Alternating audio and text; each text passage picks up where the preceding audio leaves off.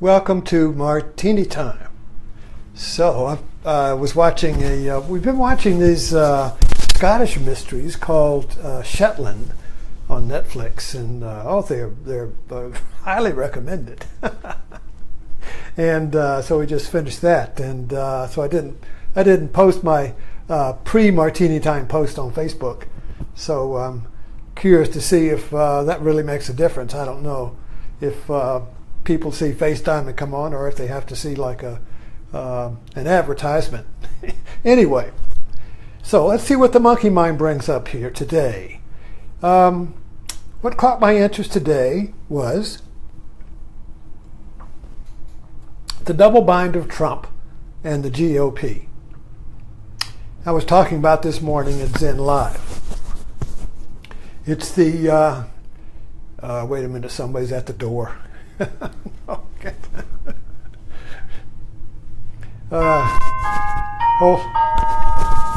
Well, just wait a minute. Tilly? Okay, somebody's going to go to the door. And, okay, where was I? Okay, so the double bind of Trump and the GOP. He's doing a Facebook. We were talking about this morning, and the problem is when we can't make a choice. And it's by making a choice that we exercise power. That's why we love to shop. We go to the store when we feel powerless, and when we feel we need to restore center. We go to the store and shop. Shopping gives us the feeling of choosing. Choosing is a feeling of power. I can choose that. What happens if you can't choose? When situations are that you can't choose, what is that like? When you can't choose, you're in a lose-lose situation.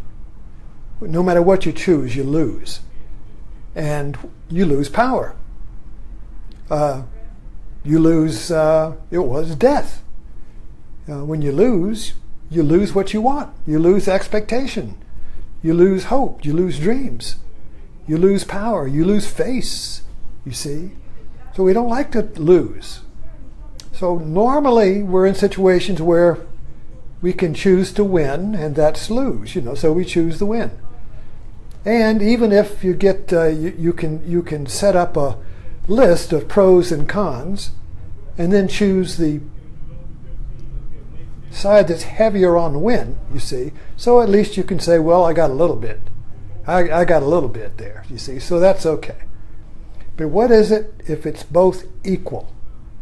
And no matter what you choose, you can't get out of the block of choice. That becomes very an intolerable situation. It creates depression, but first of all, it creates anger, because when you can't choose, you're in a loss of power. So anger restores power. So whenever anybody gets angry, whenever you get angry, look at the situation and see if it's a lose-lose. No matter what you do, you're hamstrung. You're in a straitjacket. No matter what you do, you get stuck. Zen calls it the hot iron ball that you can't swallow, but you can't swallow or spit it out. It's stuck right there. Or it's the rat in a bamboo tube, but it can't go forward, it can't go back.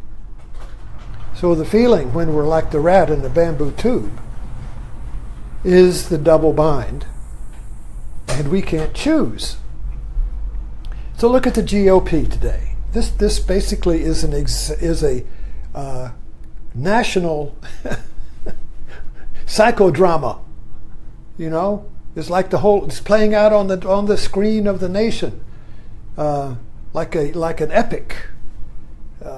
Like when you go read the Ramayana and the epics of ancient civilizations, or even the Bible's an epic in the sense that the characters are very large, you see.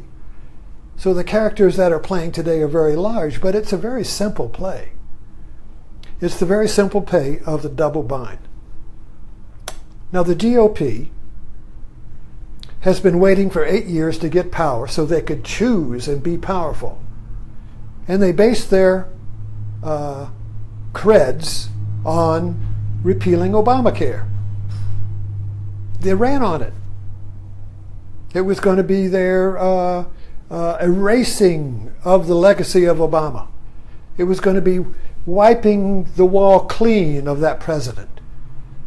It was going to be removing the stain of Obama, you see. Because he was illegitimate, right? So he wasn't a real president. So Obamacare became the symbol of Obama, which has to be erased. So this is an emotional or psychological thing. It's not a policy thing. There is nothing unfixable about the ACA, the healthcare system. It's just a system. You know, you can fix it. It's just an engine. You can fix an engine, juice it up, correct it. But it became symbolized, you see. So they got themselves in a bind there. Now Trump is also in a bind. Well, all right, to finish up with the GOP. So now they're in a bind because they can't choose a new healthcare system. They can't choose one that's better. They can't create one that's better, you see, because the GOP itself has a split, probably into three pieces. You got the left and the middle and the right of the GOP. And each one wants a different healthcare system, so they can't come to a coalition. And now Trump is another ingredient to this. Now Trump has based his whole life on winning, you see. Right? That's choosing. That's making the deal. That's being, and he even says, you know, it's going to be win-win, not lose-lose, win-win. He ran on that. He ran on winning. And winning means being able to choose a win. But now he too is caught in a double bind because he can't choose a win. He can't get a win from the GOP. And he has these little dinky-dink wins, the travel ban and all that stuff, and that gets blocked, lose, you see. So the problem with the danger of the double bind when you can't choose is that the tension grows. You keep trying different things to win, to win, to win. Nothing works. Stymied, checkmate, gridlock.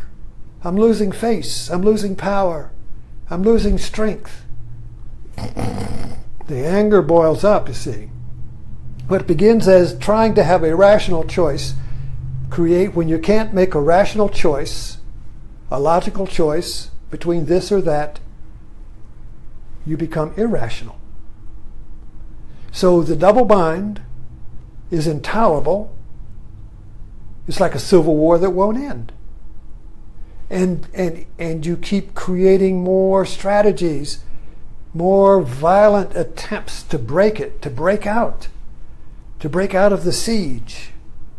Suicide bombers is a violent attempt to break out of the double bind. So the Japanese used this in World War II, you know. So we didn't. Suicide bomber, who does that? You know, that's crazy. But anyway, I don't want to get in that. But the whole idea is that violence, irrationality, is seeded or born out of a double bind that cannot be broken. So the more Trump is locked in a double bind of frustration, along with the GOP, they have their own double bind.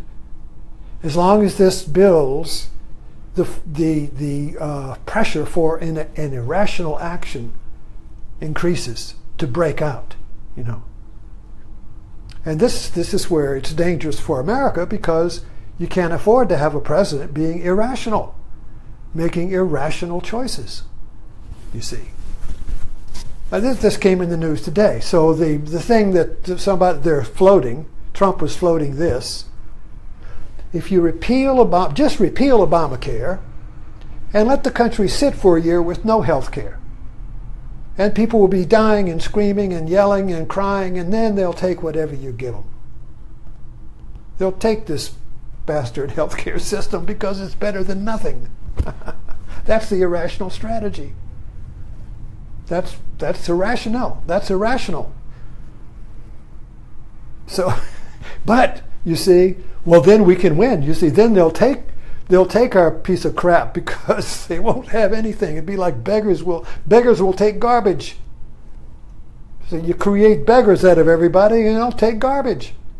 And you'll be a savior. You'll save people. Oh, thank you, Mr. Trump. Thank you. Yes, your garbage is great. Yes. That's a strategy. So it's good to understand the psychology, the operating system of a double bind and how that works. I mean, I work with this all the time in my own life. I discover it when I go to Walmart and I can't choose between cereals, or I can't open a box. Today, in the dishwasher, we got this. I used up the last bit of Cascade in the old box, so I had a new one there. Yay, I got some more Cascades. Big box, got it at Costco. So then I said, well, you got to open this thing. So I start just tearing at stuff, and I tore some tags off and all this, and the thing wouldn't come up. And then I read the label, and it says, pull tabs from the end, and I had pulled them, and it didn't open up. So I just got a box cutter and just cut a big hole in the top of it. And I was laughing all the way. So even packaging can create a double bind. You see? So what's the way out of a double bind is laughter. That's why I laugh a lot. Because I have a lot of double binds. It's called irony. It's called Zen cone. The only way out of a Zen cone is to laugh. Just break into laughter, into absurdity. So the double bind, you see, is broken when you see the absurdity of it. And when you see the absurdity, you laugh. There's nothing else to do. Everything's absurd. You see? Everything is absurd. You laugh. You laugh, you see. And the laughter breaks you free. I remember, I had a friend of mine some years ago, and he borrowed my truck because he was broke and lost his job, but he wouldn't get a job and give the truck back, and I was getting frustrated. So a friend of mine was getting rid of his car. He had an old clunker, a little Jeep or something, and he drove it around town. He says, "Oh, this is a good car." And I says, "Okay." So I gave him $500. So we took it to be inspected, and it was a cascade of problems. I gave it to my friend. He took it home. The battery was dead. Got the battery fixed, drove it out, and something else broke. Got that fixed, took it out, something else broke. And it became and we called the car Pedro because the mechanic who worked on it was named Pedro. And it became a theater of the absurd.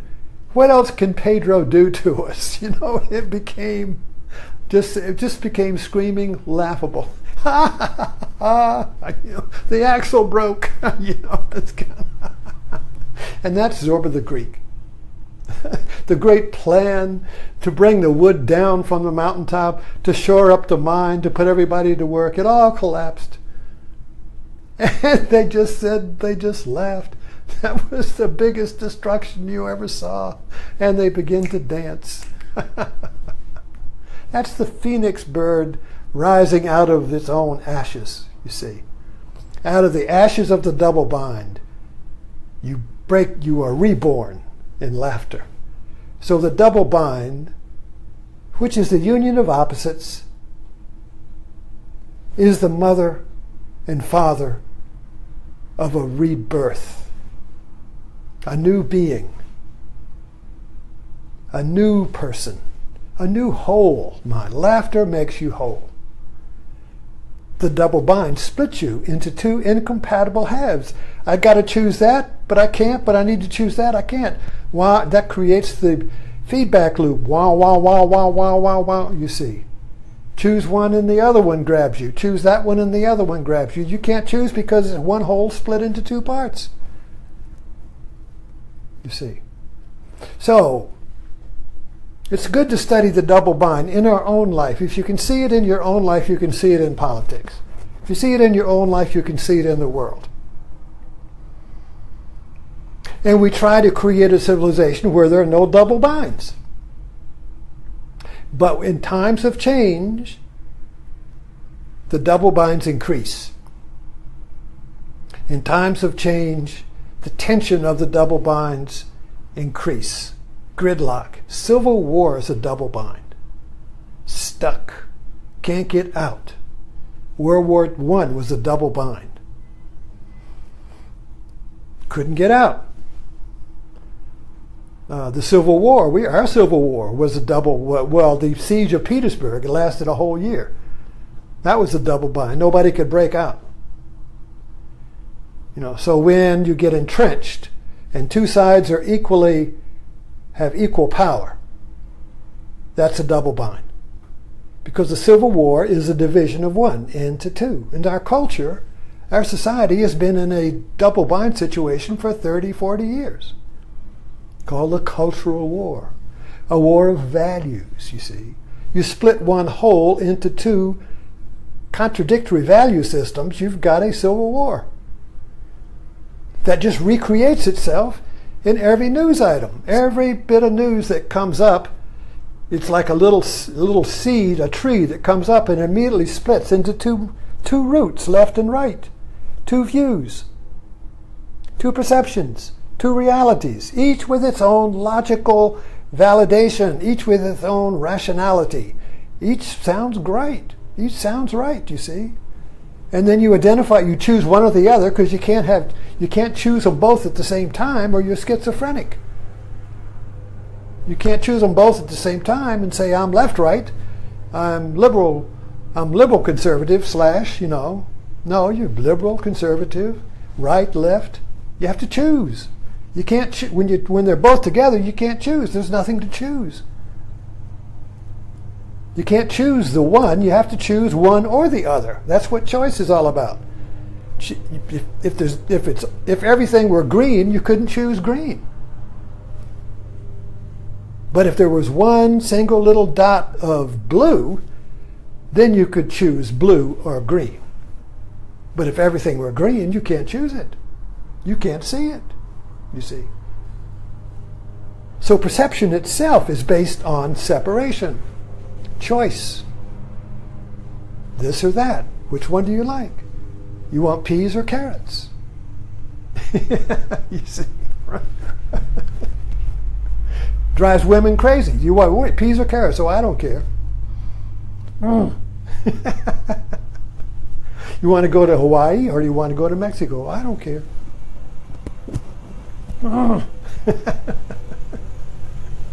When I give martini glasses. Speaking of which,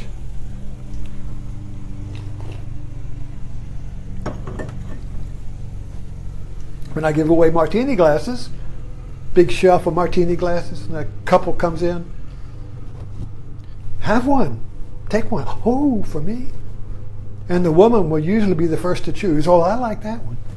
And the man's, and the woman, seeing his perplexity, will say, well, how about this one, honey? And he'll say, oh, thank you. The inability to choose, you see, is a limbo, is a no man's land, is a loss of power and center, So that's why we get into authoritative cults or under authoritative umbrellas, because then the tent pole chooses. All I have to do is just surrender my belief to the tent pole, and the tent pole will choose what's valuable and what's not, you see. Removes me of the problem and responsibility of trying to transcend the double bind, you see. So anyway, if you really understand the double bind in your own life, that's where it begins, at Walmart, in the kitchen, in the dining room, with the kids, It's everyday mind. When you begin to study these, understand these principles in everyday mind, you also understand them in the larger mind, in the collective mind, in the world itself, because that is all a reflection of an extension of our own individual everyday mind, you see. If you can understand your own everyday mind, you can understand the collective mind. It's all one mind. This outside is just a stage, a psychic drama of our own mind, each of our own individual mind. It's only one operating system. Every human being is using it. It's called mind. And so if you understand your own operating system, and you can't understand it by looking at it like it's in a manual. In other words, the operating system of a computer you can understand if you go read the manual.